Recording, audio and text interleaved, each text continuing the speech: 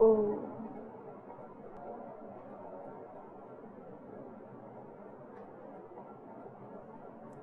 आइए एक श्लोक से प्रारंभ करते हैं। गीता का श्लोक है,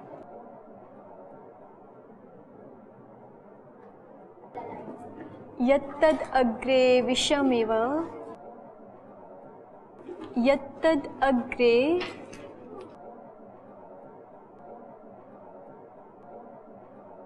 विषमिव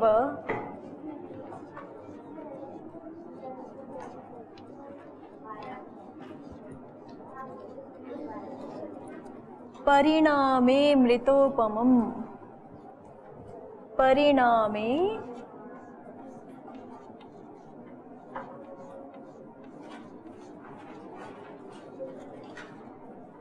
परिणामे मृतोपमम्।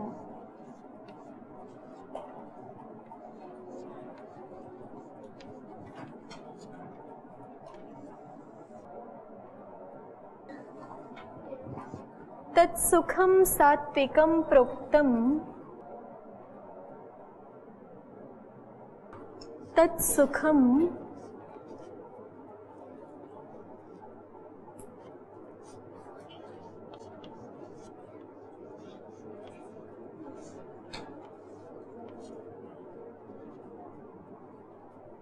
सात्विकं प्रोक्तम्।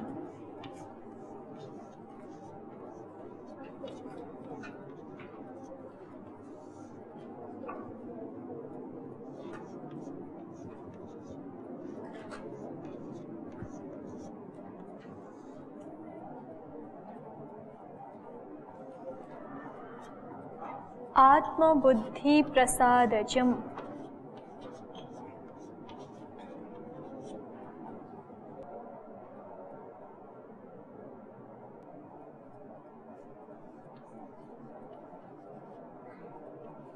आत्मबुद्धि प्रसादजम्।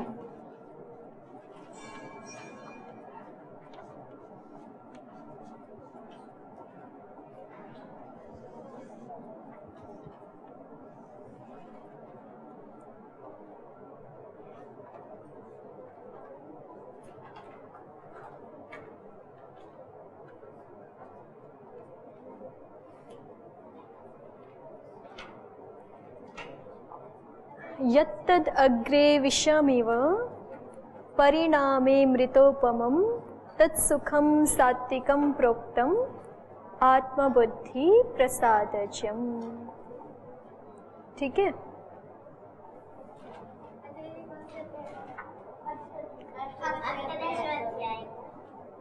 अब इसका अर्थ देखते हैं। यत्, यत् माने जो, तद माने वह, तद माने वह होता है ना। यत् तद, जो वह, अग्रे, अग्रे माने पहले पहले। ठीक है। यत् तद, जो वह, अग्रे, अग्रे माने पहले पहले, प्रारंभ में, शुरुआत में। विषम इव, विषम इव माने विष की तरह, विष की भांति होता है या प्रतीत होता है। अध्याहार कर लेंगे हम अपने आप से। ये सुख की बात चल रही है कि कौन सा सुख सात्विक सुख होता है। सुख भी तीन प्रकार के होते हैं, सात्विक सुख, राजसिक सुख और तामसिक सुख। तो सात्विक सुख कौन सा होता है उसको बता रहे हैं। यत् तद, जो वह सुख प्रारंभ में कैसा प्रतीत होता है, विष के समान प्रतीत होता है। यत् तद अग्रे विषमिव, जो वह, अग्रे माने पहले पहले, शुरुआत में, प्रारंभ में, विषमिव विष की तरह, विष की भांति होता है। और परिणामे मृतोपमम्, परिणामे माने परिणाम में, परिणाम में कैसा प्रतीत होता है, मृतोपमम्, अमृत के जैसा। अमृत उपमा, अमृत है उपमा जिसकी, अमृतोपमम्, अमृत के समान प्रतीत होता है। ठीक है। परिणामे मृतोपमम्, परिणाम में अमृत के समान होता है। तत्सुखम सात्विकम प्रोक्तम, वह सुख सात्विक कहा गया है। प्रोक्त माने कहा गया है, वह सुख सात्विक कहा गया है। किन लोगों के द्वारा? बुद्धिमान लोगों के द्वारा, विद्वान लोगों के द्वारा उसी सुख को सात्विक सुख कहा गया है, जो प्रारंभ में भले ही विष जैसा प्रतीत हो, लेकिन अंततः जिसका परिणाम कैसा हो? अमृत के समान हो, अमृत के तुल्य हो, वही सुख जो है वो सात्विक सुख कहा गया है। आत्म बुद्धि प्रसादजम, और ये सात्विक सुख कैसा होता है? आत्म बुद्धि प्रसादजम, आत्मा और बुद्धि की, प्रसाद कहते हैं निर्मलता को, तो आत्मा और बुद्धि की निर्मलता से, और ज का अर्थ होता है उत्पन्न हुआ हुआ, ठीक है। पंकज बोलते हैं ना आप, किसको बोलते हैं पंकज? क्यों बोलते हैं? पंकेजातम पंकजम, ठीक है। पंख में पैदा होता है, कीचड़ में पैदा होता है कमल, ठीक है। तो ऐसे ही यहाँ पे प्रसादजम, प्रसाद से जो उत्पन्न होता है उसको क्या कहते हैं? प्रसादजम। प्रसाद कहते हैं निर्मलता को, हमारी चित्त की, बुद्धि की जो निर्मलता है, ठीक है, और बुद्धि की जो प्रसन्नता है, निर्मलता है, आत्मा की जो निर्मलता है, उसके कारण से ये उत्पन्न होता है। श्लोक का अर्थ हो गया, देखिए, यत्तद अग्रे विषमिव, जो वह पहले पहले विषमिव, विष की तरह होता है, परिणामे, और परिणाम में माने अंततः जो उसका परिणाम निकलेगा उसमें कैसा होता है? अमृतोपमम, अमृत के समान होता है, ठीक है। तत्सुखम सात्विकम प्रोक्तम, हाँ, वह सुख सात्विक कहा गया है, उस सुख को सात्विक सुख कहा गया है, जो कि कैसा होता है? आत्मा की प्रसन्नता से उत्पन्न होने वाला होता है, बुद्धि की प्रसन्नता से उत्पन्न होने वाला होता है। जो सुख आत्मा और बुद्धि की प्रसन्नता, निर्मलता से उत्पन्न होने वाला होता है। जो सारे के सारे अच्छे कार्य होते हैं ना, वो सारे के सारे सात्विक सुख प्रदान करने वाले होते हैं, और वो सारे ऐसे होते हैं, आप देखिए, उनमें प्रारंभ में जो है वो कष्ट होता है। कोई भी जो अभ्यास हमें पहले से नहीं होते, सुबह उठने का, ठीक है, तो सुबह उठने में कष्ट होता है ना, लेकिन सुबह उठने से जो है हमें बहुत सारा लाभ भी होता है। तो सुबह उठना अंततः तो लाभदायक है ना, तो हमारी आत्मा की निर्मलता करता है, बुद्धि की निर्मलता करता है, परिणाम में सुखदायक है। लेकिन शुरू में कैसा है? शुरू में बहुत कष्टदायक है। तो ये सुख जो है वो सात्विक सुख है, ठीक है, ये सुख सात्विक सुख है। ऐसे ही जब पहले पहले आपको आसन करने नहीं आते हैं, योगाभ्यास करना नहीं आता है, तो जब शुरू में करते हैं तो दुखता है ना पूरा शरीर, फिर 2-3 दिन 4 दिन दुखता है। तो प्रारंभ में जो है वो कष्टदायक है, लेकिन अंततः क्या है? वो अमृत के समान है। जो सारे अच्छे अभ्यास होते हैं वो सारे ऐसे हैं। अभी जब आप अष्टाध्यायी याद करते हो, गीता याद करते हो, तो शुरू में कैसा लगता है? बहुत मुश्किल लगता है, बहुत कठिन लगता है, लेकिन जब आप कर लोगे तो आगे आपको समझ में आएगा, आगे चल करके जब आप थोड़े से बड़े हो जाओगे कि ये तो अमृत के जैसे है, ठीक है। तो सारी के सारी ऐसी चीज़ें, जैसे आपने कभी आंवला खाया है? आंवला खाया है या हरड़ खाई है? हरी तकी भी होती है ना, एक हरी तकी औषधि होती है, तो जब खाते हैं तो कैसी लगती है? मुंह में रख लेते हैं उसको ऐसे ही, तो खाते हैं तो कड़वी लगती है। या आंवला भी जो है वो कसैले स्वाद वाला होता है, फिर उसके बाद पानी पी के देखा है कभी? कैसा लगता है? तो वो जो है वो शुरू में तो उतना सुखदायक नहीं होता, लेकिन अंततः परिणामतः विपाकतः जो है वो बहुत सुखदायक होता है। और कभी चीनी भी खा के देखना, चीनी खा के देखो कैसे लगती है चीनी खाते समय, और फिर बाद में मुंह का टेस्ट का अनुभव करके देखो कैसा हो जाता है, बहुत खराब होता है। चीनी खाने के बाद मुंह का टेस्ट जो है वो बहुत खराब होता है, तो शरीर के लिए अच्छी चीज़ नहीं है, ठीक है। तो सारे सुख, ऐसे सुख जो शुरू में हमें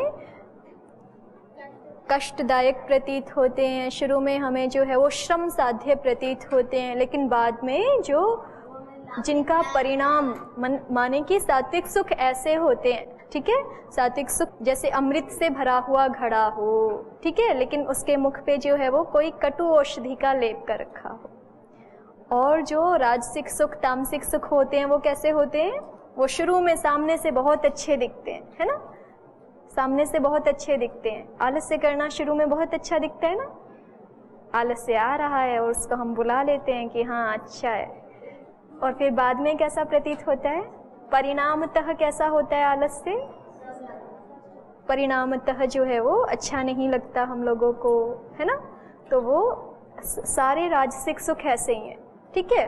कोई अच्छी चीज खाने की दिखी हमें जो है वो शुरू में कैसी दिखाई देती है, बहुत अच्छी, तो उसको जो है सुख समझ के खाने लग जाओ, फिर ज़्यादा खा जाते हैं जब सुख समझ के खाते हैं तो फिर कैसा हो जाता है वो सुख, अंततः कष्टदायक हो जाता है ना।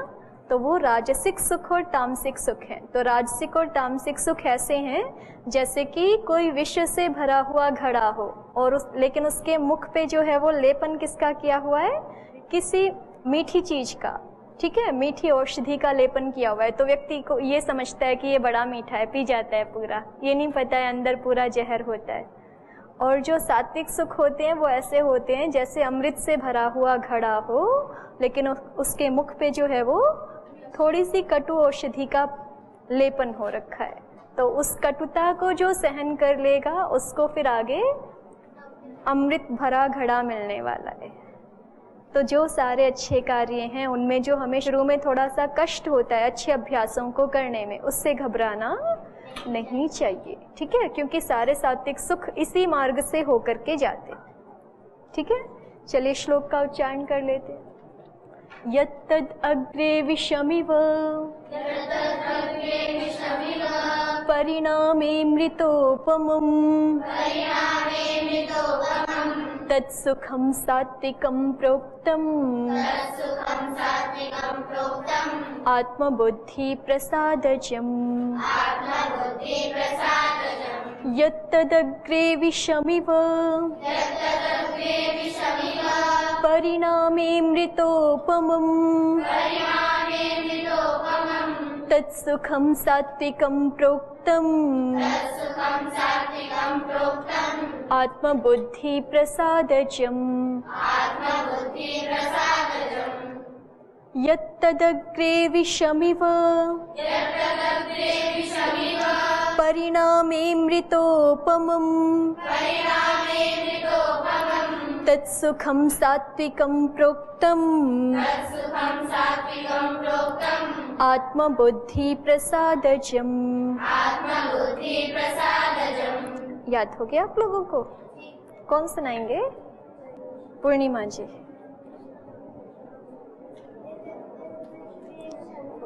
ठीक से बोलिए। यत्तद् अग्रे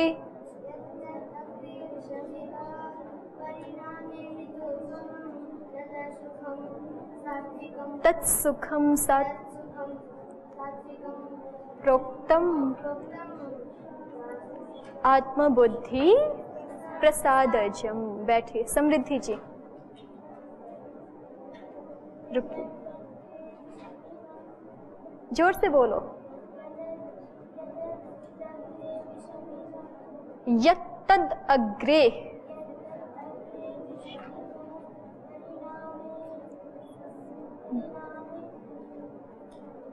हाँ अंतिम जी बोलेंगी। परिणामे मृतोपमम्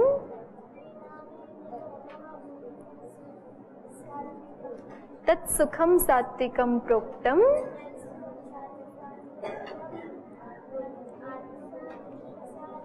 बैठो।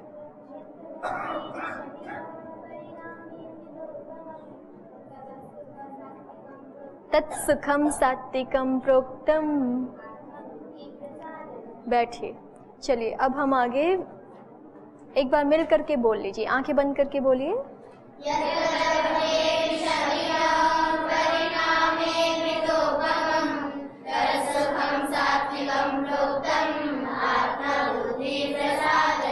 चलिए अब हम आगे बालक शब्द के रूप सिद्ध कर रहे हैं, है ना।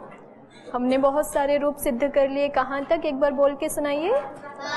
कह बालकौ, बालकम, बालकौ, बालकान, बालकेन, बालकाभ्यां, बालकैः, बालकाय, बालकाभ्यां, बालकेभ्यः, बालकात्, बालकाभ्यां, बालकेभ्यः, बालकस्य, बालकयोः, बालक। यहाँ तक कर चुके हैं ना। बालका नाम को एक बार दोहरा लेते हैं। बालका नाम कहाँ का रूप है? षष्ठी बहुवचन, षष्ठी बहुवचन का रूप है।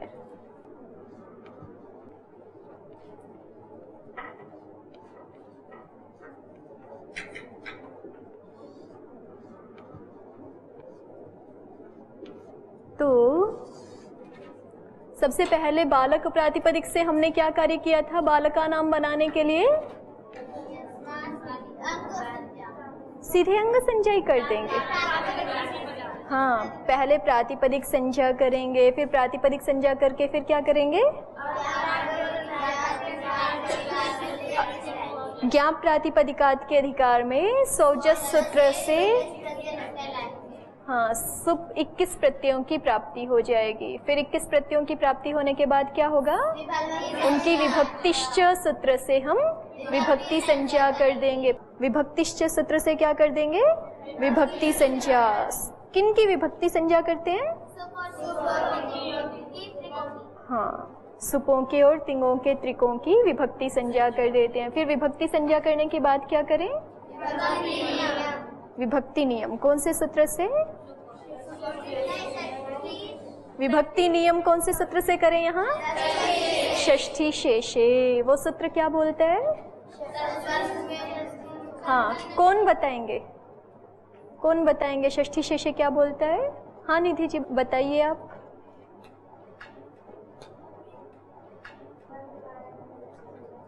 संबंध अर्थ में षष्ठी विभक्ति होती है, षष्ठी विभक्ति ही होती है, अन्य विभक्तियां नहीं होती हैं। ठीक है। शेष अर्थ में, शेष अर्थ क्या है? संबंध। तो शेष अर्थ में षष्ठी विभक्ति ही होती है, अन्य विभक्तियां नहीं होती। तो षष्ठी विभक्ति कौन सी होने लग गई बालक शब्द से? षष्ठी विभक्ति कौन सी है? गस ओस आम। बालक शब्द से गस ओस आम ये 3 प्रत्यय आने लग गए। ठीक है। तो फिर आगे क्या करें? बैठिए, आगे क्या करें? वचन संज्ञा। कौन से सूत्र से करते हैं? बहुषु बहुवचनम। बहुषु बहुवचनम से करते हैं। सुपह सूत्र से क्या करें? वचन संज्ञा। सुपों के 3 प्रत्ययों की क्रमशः एक वचन, द्विवचन, बहुवचन संज्ञा हो जाती है। तो एक वचन, द्विवचन, बहुवचन संज्ञा हो जाती है। तो गस की एक वचन संज्ञा, ओस की द्विवचन संज्ञा और आम की क्या हो गई? बहुवचन संज्ञा हो गई। हमें यहाँ कौन सा प्रत्यय चाहिए? आम प्रत्यय चाहिए। ठीक है। बहुत्वर्थ चाहिए। तो बहुत्वर्थ में कौन सा प्रत्यय होता है? बहुत्वर्थ में बहुवचन प्रत्यय ही होता है। ये कौन सा सूत्र बताता है हमें? बहुषु बहुवचनम सूत्र बताता है। प्रज्ञा जी, बहुषु बहुवचनम सूत्र क्या बताता है? बहुत्व अर्थ में बहुवचन प्रत्यय ही होता है, एक वचन द्विवचन प्रत्यय नहीं होते। ठीक है। बहुत्व अर्थ में बहुवचन प्रत्यय ही होता है, एक वचन द्विवचन प्रत्यय नहीं होते। तो बहुत्व अर्थ चाहिए हमें, तो इसलिए कौन सा प्रत्यय आ जाएगा? आम प्रत्यय आ जाएगा। बालक आम। ठीक है। अब हमें बालका नाम बनाना है। ठीक है। तो देखो 2 कार्य करने हैं ना। एक तो यहाँ पे नकार लेके आना है, एक इस बालक को दीर्घ करना है। इतना हो जाएगा तो बालका नाम बन जाएगा ना। ठीक है। तो 2 कार्य हैं मुख्य। तो ये नकार जो लेके आते हैं वो कौन से सूत्र से लेके आते हैं? ह्रस्व नद्यापोनुट। वो सूत्र कौन से अधिकार में पढ़ा हुआ है? अंगस्य के अधिकार में। तो इसलिए पहले हम यहाँ क्या कर लेंगे? अंग संज्ञा। कौन से सूत्र से? यस्मात् प्रत्यय विधिस् तदादि प्रत्ययंगम। उसका अर्थ कौन बताएगा? अंतिम जी पता है आपको? यस्मात् प्रत्यय विधिस् तदादि प्रत्ययंगम।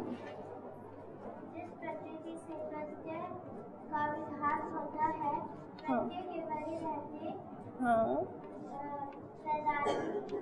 हाँ ठीक है, बिल्कुल ठीक है, बैठिए। यस्मात् प्रत्यय विधिस् तदादि प्रत्ययंगम। यस्मात् प्रत्यय विधि ही माने जिस प्रकृति से प्रत्यय का विधान होता है। तो बालक प्रकृति से किस प्रत्यय का विधान हुआ है? आम प्रत्यय का विधान हुआ है। प्रत्यये, प्रत्यय के परे रहते, उस आम प्रत्यय के परे रहते तदादि अंगम भवति, तदादि अंग संजक हो जाता है। तदादि कौन है? तद से क्या लेंगे? प्रकृति, प्रकृत्यादि। जिस प्रकृति से प्रत्यय का विधान होता है उस प्रत्यय के परे रहते तदादि शब्द अंग संजक हो जाता है। तदादि में तद से क्या लेते हैं? प्रकृति। तो तद से क्या लेते हैं? केवल प्रकृति। आदि शब्द तो पहले से ही है ना वहां पे, तो तदादि माने क्या हो जाएगा? प्रकृत्यादि। तदादि माने क्या हो गया? प्रकृत्यादि। प्रकृत्यादि शब्द, ये प्रकृत्यादि कैसे है? ये तो केवल प्रकृति है। ज्योति जी, ये प्रकृत्यादि कैसे है? ये तो केवल प्रकृति है ना। क्या कर दें? शून्य के आदि में कल्पित कर लेते हैं इसको, ठीक है। अन्य किसी के आदि में तो है नहीं, तो किसके आदि में कल्पित कर लेते हैं इसको? ये शून्य के आदि में है, ऐसा कल्पित कर लेते हैं। तो ये भी तदादि है ना, ये भी प्रकृत्यादि है। तो प्रकृत्यादि होने से किसकी अंग संज्ञा हो गई? यहाँ पर बालक शब्द की अंग संज्ञा हो गई। तो अब अंगस्य के अधिकार में कार्य कर सकते हैं हम। तो अंगस्य के अधिकार में कौन सा कार्य करना है हमें? ह्रस्व नद्यापो नुट। क्या कार्य करना है? ह्रस्व नद्यापो नुट। सूत्र निकाल लीजिए, कहाँ है? सप्तम अध्याय प्रथम पाद, 50 के लगभग है ना, 50 से कुछ आगे, 53 नंबर सूत्र देखिए। ह्रस्व नद्यापो नुट, 54 नंबर सूत्र है ह्रस्व नद्यापो नुट। तो इसका अर्थ हमने देखा था ना, इसमें किस किस की अनुवृत्ति आ रही है? एक तो अंगस्य अधिकार है तो अंगस्य की अनुवृत्ति आएगी ही, और किसकी अनुवृत्ति आ रही है? आमी की अनुवृत्ति आ रही है, ठीक है, आमी की अनुवृत्ति आ रही है। तो इसमें विभक्ति वचन बताइए। ह्रस्व नद्यापः, विभक्ति वचन क्या है? पंचम्याः एक वचनम, ठीक है। ह्रस्व नद्याप, हल्के जैसे रूप चले हैं ना इसके, हल्का हलह पंचमी के एक वचन में भी बनता है। ऐसे ही ह्रस्व नद्याप का ह्रस्व नद्यापः कहाँ बन जाएगा? पंचमी के एक वचन में। वैसे तो और जगह भी बनता है, पंचमी के एक वचन, षष्ठी के एक वचन, और प्रथमा के बहुवचन और द्वितीया के बहुवचन में बनता है। लेकिन यहाँ अर्थ के अनुसार हमें क्या लेना है? पंचमी का एक वचन है ये। और नुट क्या है? प्रथमा का एक वचन है। और ये जो पंचमी का एक वचन है ये अंगस्य इसी का विशेष्य है, ठीक है। तो ये अंगस्य को किस में बदल देगा? पंचमी में। अंगस्य किस में बदल जाएगा? अंगात में बदल जाएगा। अंगात पंचमी का एक वचन। और आमी क्या है हमारा? सप्तमी का एक वचन है, ठीक है। लेकिन ये आमी भी किस में बदल गया था? अर्थ करते समय आमह में बदल गया था। अब यहाँ पे विशेषण विशेष्य कौन कौन है? विशेषण कौन है? ह्रस्व नद्यापः, ये विशेषण है। किसका विशेषण है? अंगात का विशेषण है। और अष्टाध्यायी में जो भी विशेषण होता है उसका अर्थ क्या हो जाता है? विशेषणांत, ठीक है। विशेषण का अर्थ क्या हो जाता है? विशेषणांत। अब ये जो विशेषण है इसमें 3 शब्द दिखाई पड़ रहे हैं। विशेषण में कितने शब्द दिखाई पड़ रहे हैं? 3। कौन कौन से? ह्रस्व, नदी और आप। अद्याप नहीं, देखिए ऐसा है ये ह्रस्व, ह्रस्व तो अलग दिख ही रहा है आप लोगों को, और क्या है? नदी, और क्या है? आप, ठीक है। ह्रस्व, नदी और आप। अब यहाँ कौन सी संधि हो गई? बताइए कौन सी संधि हो गई? इको यणचि। इक को संहिता विषय में इक को यण आदेश हो जाता है। किसके परे रहते? अच के परे रहते, ठीक है। तो इसको मिला के हम ऐसा लिख सकते हैं ना, नद्याप, ठीक है। इसी को मिला के क्या लिख दिया है? नद्याप, पता चल गया आप कौन कौन सी 3 चीजें हैं ह्रस्व नद्यापह में? ह्रस्व, नदी और आप। ठीक है, तो अभी हमें केवल ह्रस्व को समझना है। आप जानते हैं ना ह्रस्व कौन किसको बोलते हैं हम? एक मात्रिक को, एक मात्रिक कच को ह्रस्व बोलते हैं, द्विमात्रिक कचों को दीर्घ बोलते हैं और त्रिमात्रिक कचों को प्लुत बोलते हैं। इतना पता है। नदी किसको बोलते हैं ये अभी आपको नहीं पता, वैसे सूत्र आपने याद किए हुए हैं। नदी भी एक संज्ञा है। अष्टाध्यायी में जैसे वृद्धि एक संज्ञा है ना, गुण एक संज्ञा है, ठीक है, सवर्ण एक संज्ञा है, संयोग एक संज्ञा है। संज्ञा सूत्र सीखे थे ना आपने बहुत सारे। धातु एक संज्ञा है, भुआदयो धातवः से होती है। प्रातिपदिक एक संज्ञा है, कौन से सूत्र से होती है? अर्थवद सूत्र से। और कृत्यधित समासाश्च 2 सूत्रों से होती है। पद एक संज्ञा है ना, कितने सूत्रों से होती है? 4 सूत्रों से। कौन कौन से सूत्रों से दोहराइए?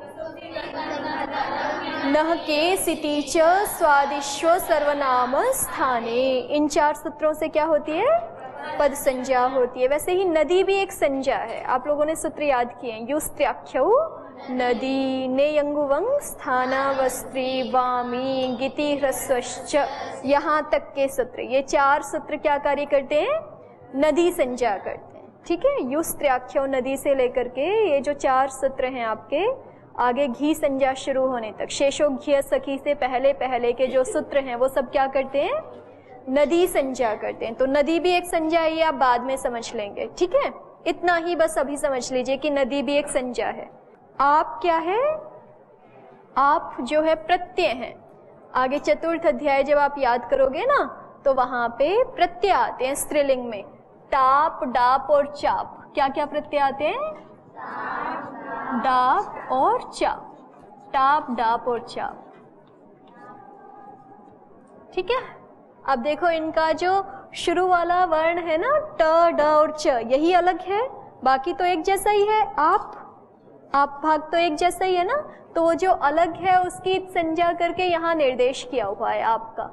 ट और ड की संज्ञा हो जाती है ना, किससे हो जाएगी? चुटू से। और च की भी चुटू से ही। प्रत्यय है ये, प्रत्यय का आदि चवर्ग टवर्ग है तो उसकी संज्ञा हो जाती है। तो क्या बचा? आप। तो इन तीनों को ग्रहण करना था, तो इन तीनों का सामान्य क्या है? कॉमन क्या है? आप भाग इन तीनों का सामान्य है, तो उस कॉमन भाग को, सामान्य भाग को ग्रहण कर दिया। तो आप का मतलब यहाँ पे ये तीनों प्रत्यय समझे जाएंगे। आप माने टाप, डाप और चाप, तीनों ले लिए जाएंगे। ठीक है, इतना हो गया। तो हम फिर से देख लेते हैं। ह्रस्व नद्यापो नुट सूत्र है हमारा। यहाँ पे ह्रस्व नद्यापः विशेषण है। किसका विशेषण है? अंगात का विशेषण है। ठीक है, और ह्रस्व को हम समझते हैं, एक मात्रिक कचों को ह्रस्व कहते हैं। नदी एक संज्ञा है। ठीक है, युस्त्र्याख्यो नदी, नेयंगुवंग स्थानावस्त्री, वामी, गिति ह्रस्वश्च, ये सारे सूत्र मिलके क्या करते हैं? नदी संज्ञा करते हैं। और आप माने क्या है? आप माने 3 प्रत्यय। कौन कौन से? टाप, डाप और चाप। ये 3 प्रत्यय आप शब्द से लेते हैं।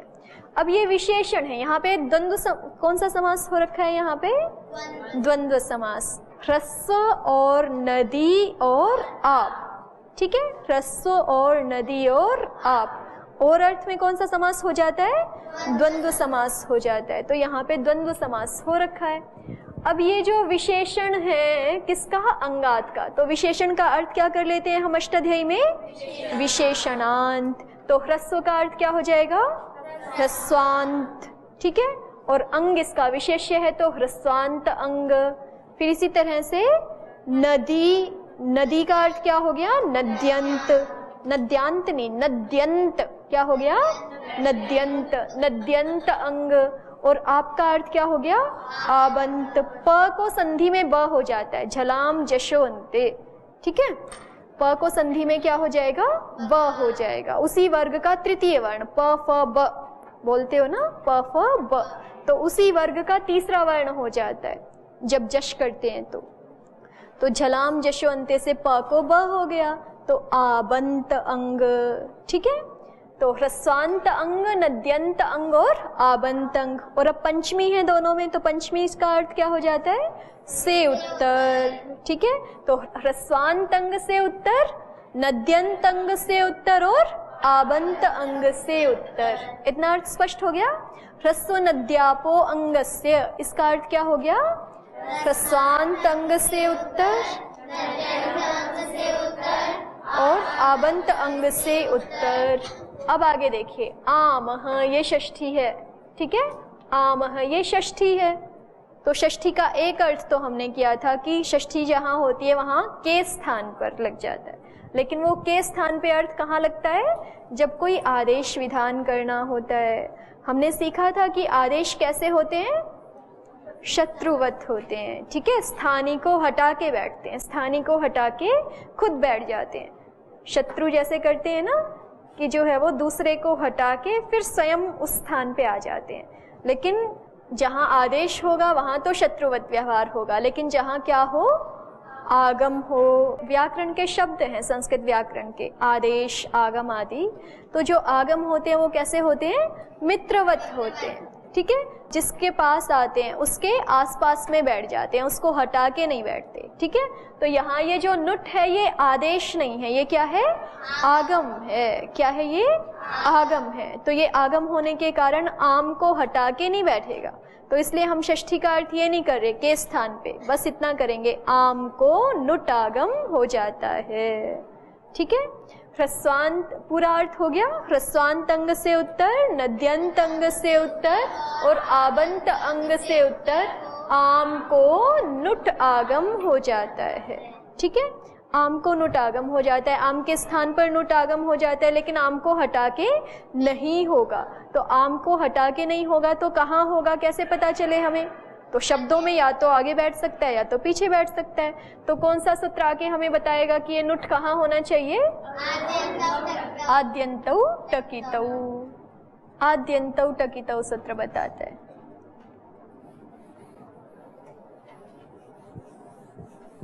आद्यन्तौ टकितौ क्या बोलता है? आद्यन्तौ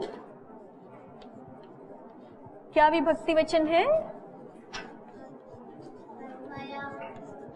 प्रथमायाः द्विवचनम। और टकितौ भी क्या है? प्रथमायाः द्विवचनम।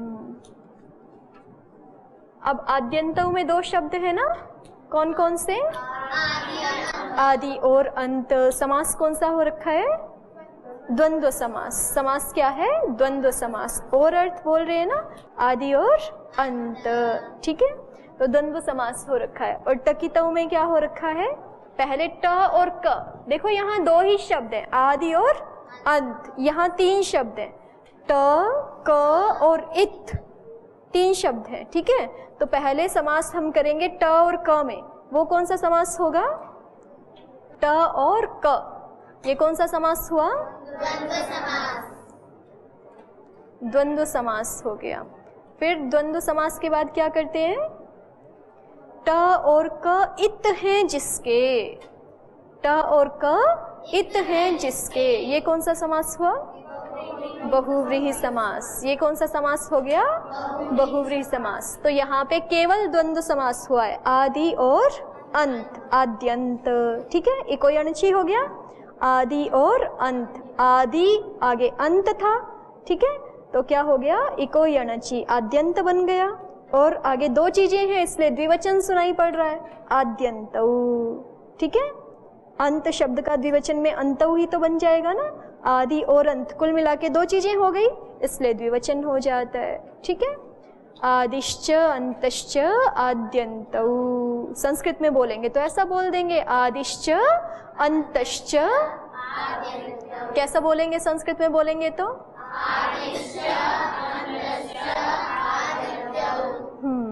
आदिश्च अंतश्च आद्यन्तौ। आदिश्च अंतश्च आद्यन्तौ। टकितौ।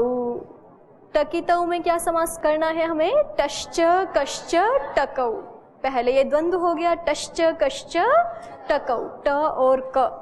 ठीक है, इतना द्वंद्व हो गया। फिर हम बोलेंगे टकौ इतौ ययोः। दो चीजें है ना, ट इत है जिसका और क इत है जिसका, तो टकौ इतौ ययोः। ट और क इत हैं जिन दोनों के, उनको क्या बोल देते हैं?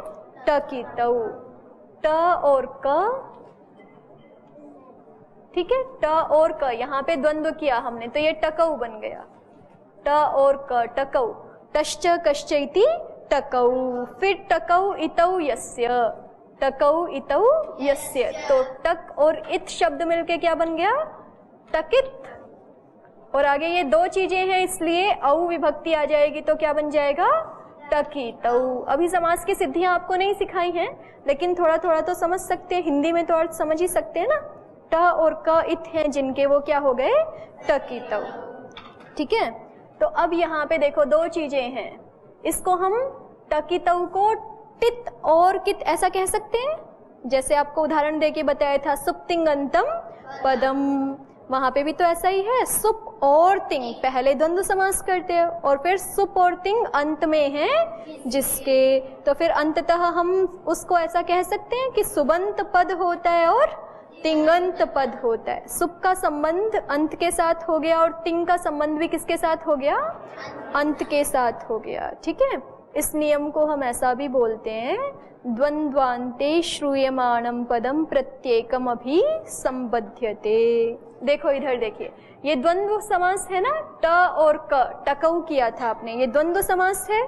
इसके अंत में अब क्या सुनाई पड़ रहा है? इत। तो ये जो द्वंद्व के अंत में श्रूयमाण पद होता है उसका प्रत्येक के साथ संबंध हो जाता है। प्रत्येक के साथ संबंध हो जाता है माने द्वंद्व समास में जितने भी पद हैं उन सबों के साथ, द्वंद्व समास में 2, 3, 4 जितने भी पद हैं उन सभी के साथ किसका संबंध हो जाएगा? अंत में श्रूयमाण पद का संबंध हो जाएगा। द्वंद्वान्ते श्रूयमाणं पदम प्रत्येकम अभि संबध्यते। लिख लीजिए, द्वंद्वान्ते श्रूयमाणं पदम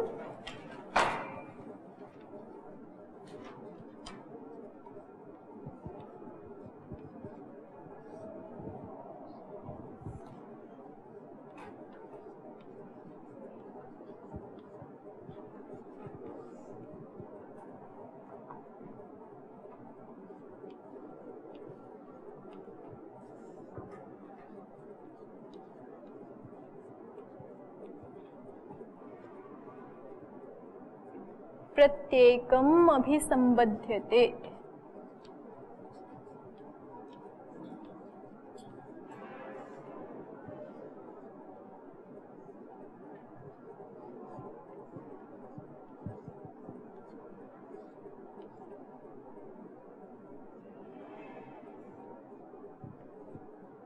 ठीक है, द्वंद्वान्ते श्रूयमाणं पदम प्रत्येकम अभिसंबध्यते।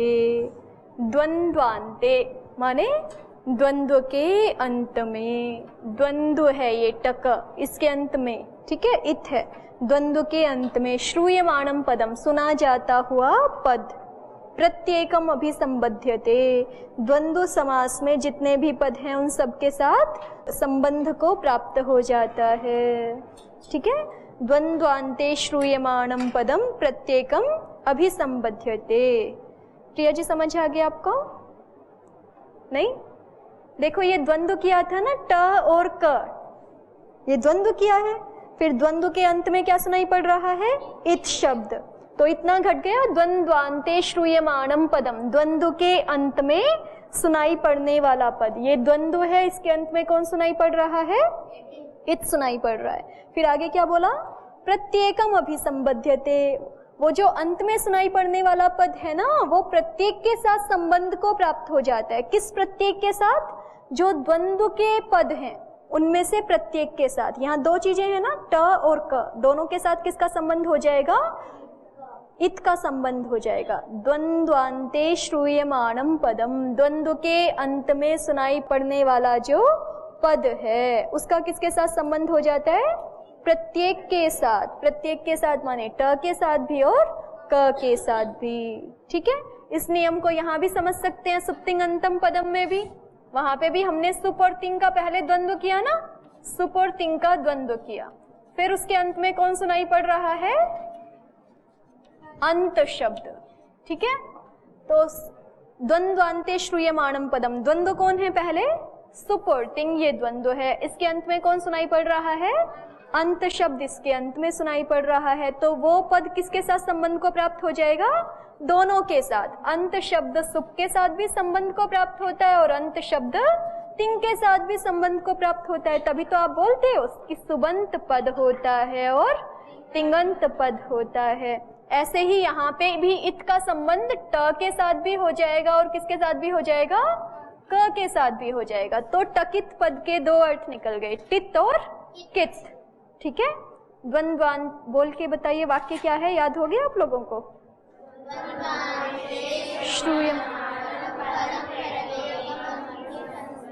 फिर से बोलिए, द्वंद्वान्ते श्रूयमाणं पदम प्रत्येकम अभिसंबध्यते। हाँ, जब कुछ समझ में नहीं आता है ना तो स्वयं पूछ लिया करो कि ये कैसे हुआ। ठीक है, द्वंद्वान्ते श्रूयमाणं पदम प्रत्येकम अभिसंबध्यते। तो टकितौ का क्या अर्थ हो गया? टित और कित। जैसे सुप तिंगंतम का क्या अर्थ हो गया? सुबंत और तिंगंत। वैसे ही टकित का अर्थ क्या हो गया? टित और कित। इतनी बात स्पष्ट है? टित और कित। तो अब देखिए यहाँ पे इसको मैं ऐसे लिख देती हूँ, टित और कित।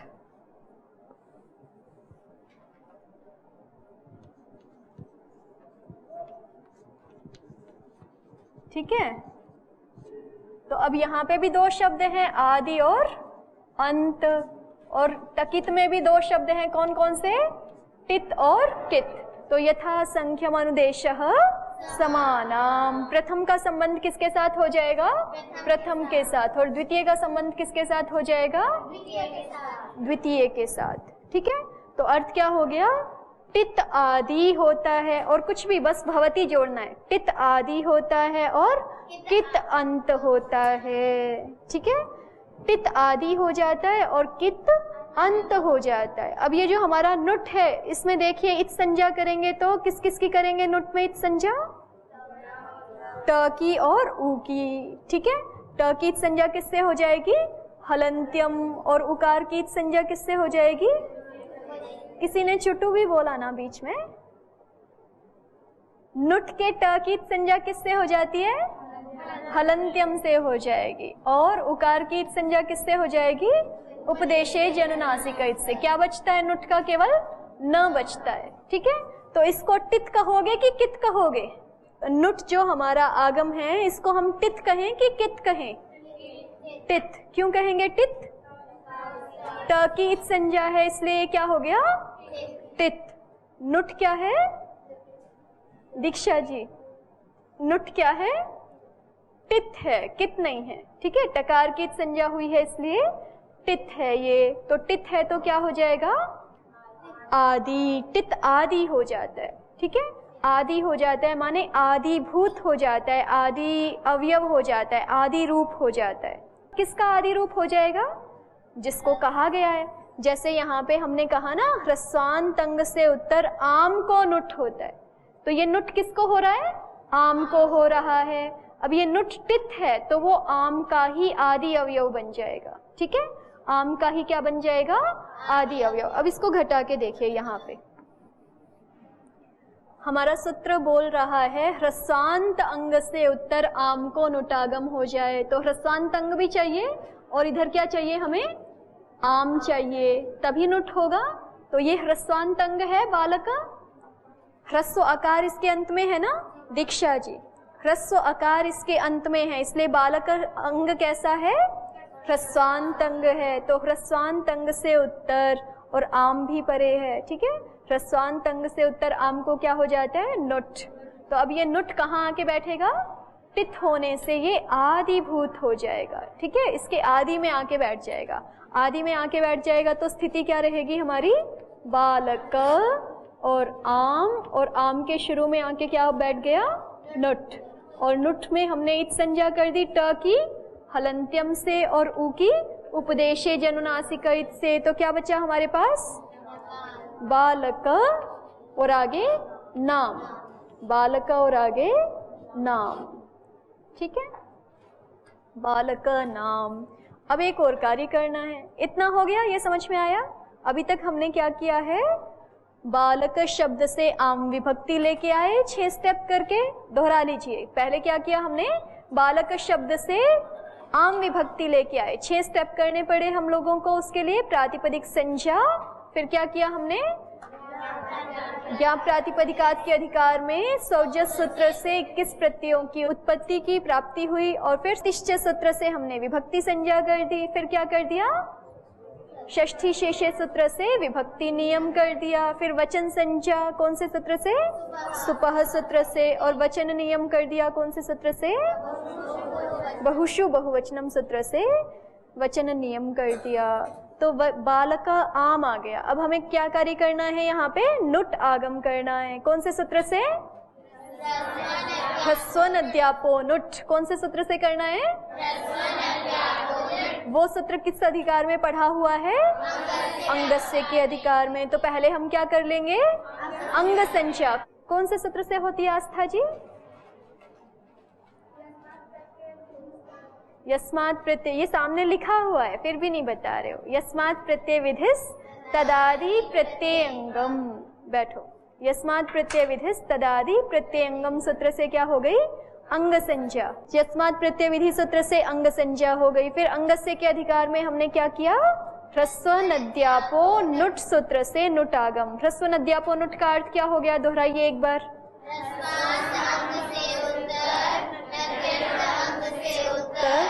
आबंत अंग से उत्तर, आम को नुट आगम हो जाता है। नुट आदेश, नुट आगम हो जाता है, ठीक है।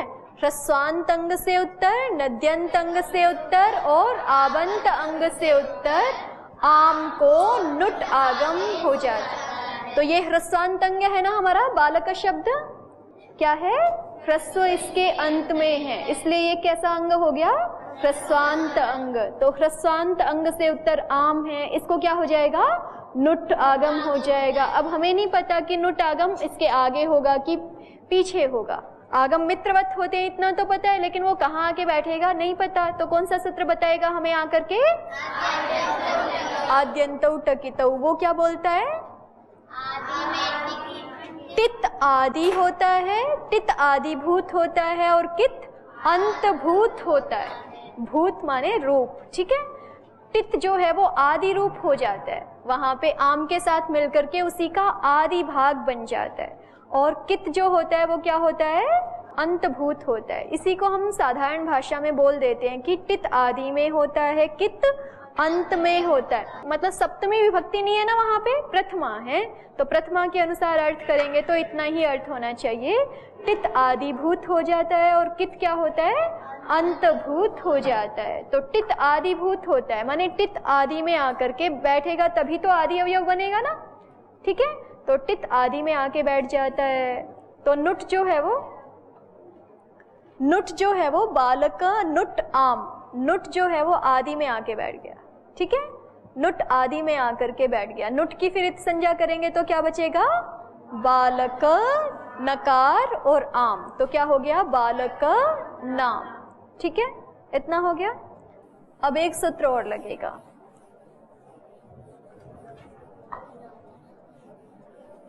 हमें दीर्घ करना है ना केवल, बालक नाम, इतना हो चुका है। फिर आगे क्या सूत्र कार्य करेगा, नामी। नामी क्या बोलता है,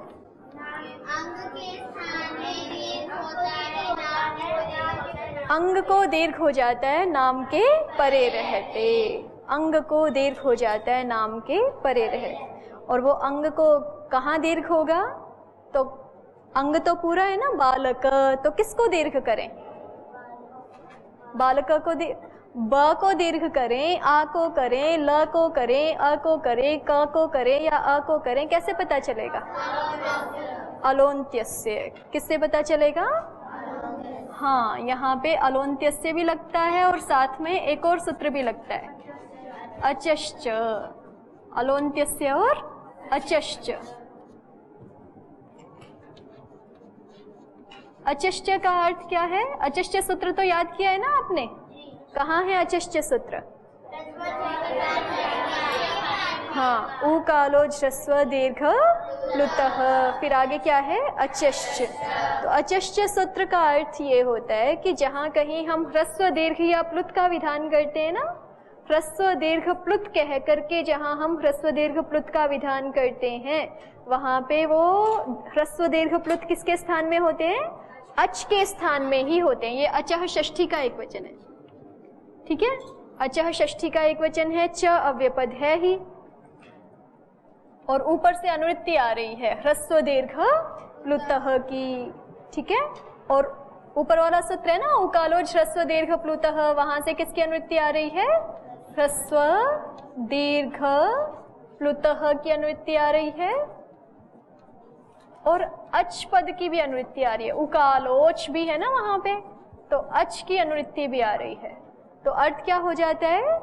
ह्रस्व दीर्घ प्लुत ऐसा कह करके जहां हम अच का विधान करते हैं, वहां वो अच किसके स्थान में होता है? अच के स्थान में ही होता है। ये बात समझ में आई कि ह्रस्व दीर्घ प्लुत ऐसा कह करके हम जहां विधान करते। देखो आप ये वाला सूत्र निकालो, नामी सूत्र खोल के देखिए अष्टाध्यायी में, कहाँ है? 6-4 3 नंबर सूत्र है ना, अंगस्य हलः नामी। निकाल लिया? तो इसमें अनुवृत्ति आ रही है, एक तो अंगस्य की अनुवृत्ति है ही, और एक आप देखिए 6-3 का सूत्र देखिए, ढ्र लोपे पूर्वस्य दीर्घोणः। 6-3 में माने उसी पृष्ठ में इस पंक्ति पर देखिए आप लोग, 110 नंबर सूत्र, 110 नंबर सूत्र मिल गया। ढ्र लोपे, बोल के बताइए सूत्र क्या है?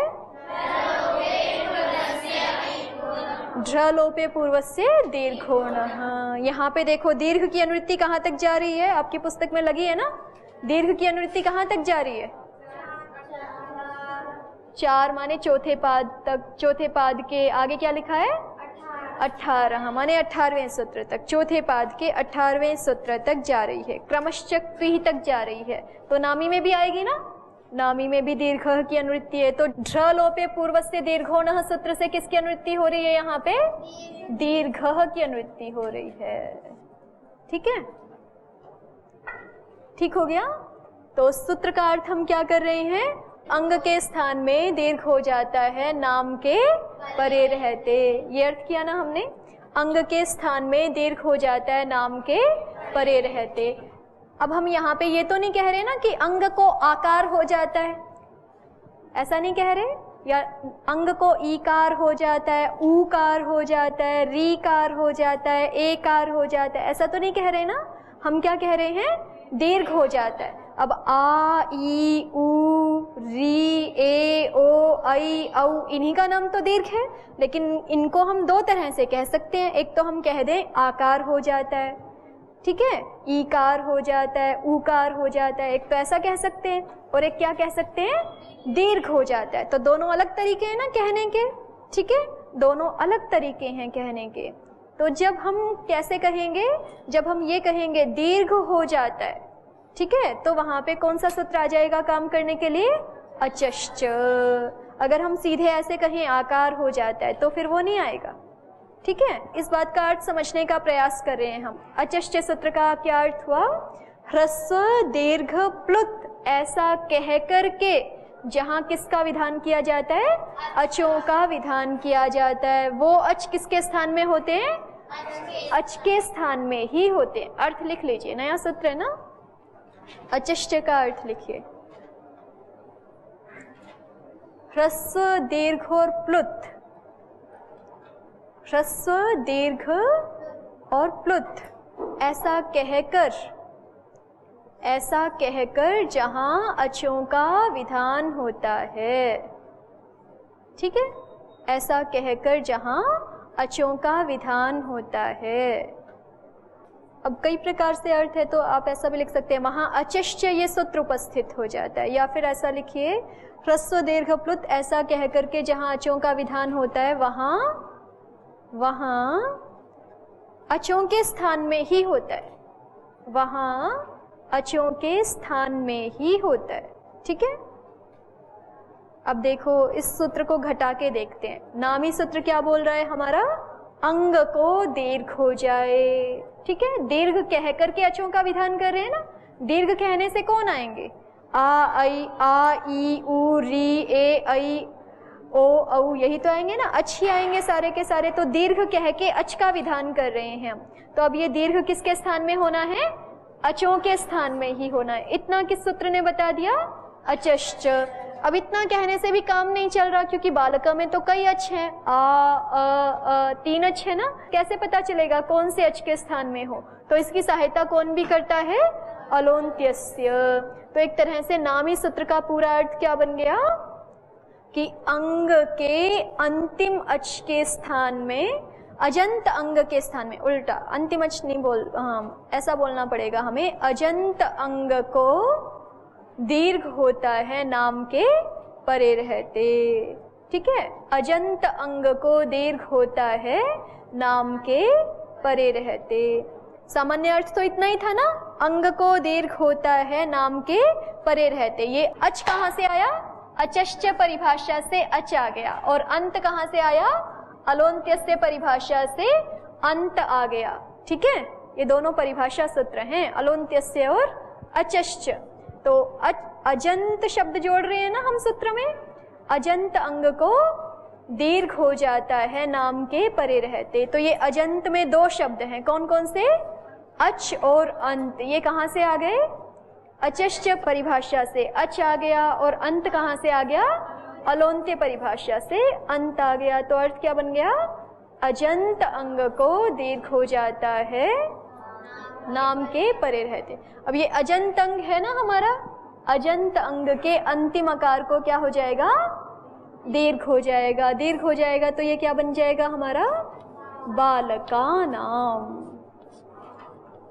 ठीक है, तो यही बनाना था हमें, बालका नाम। तो दो कार्य मुख्य हैं बालका नाम में, एक नुटागम और एक फिर जो है वो दीर्घ।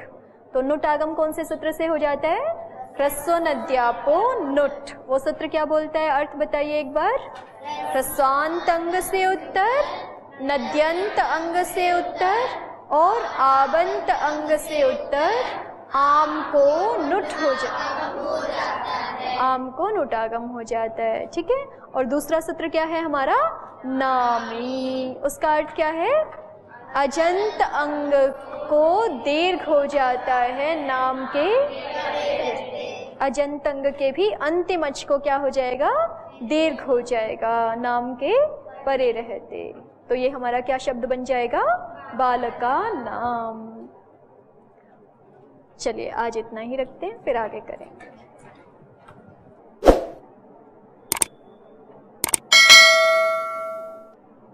ओम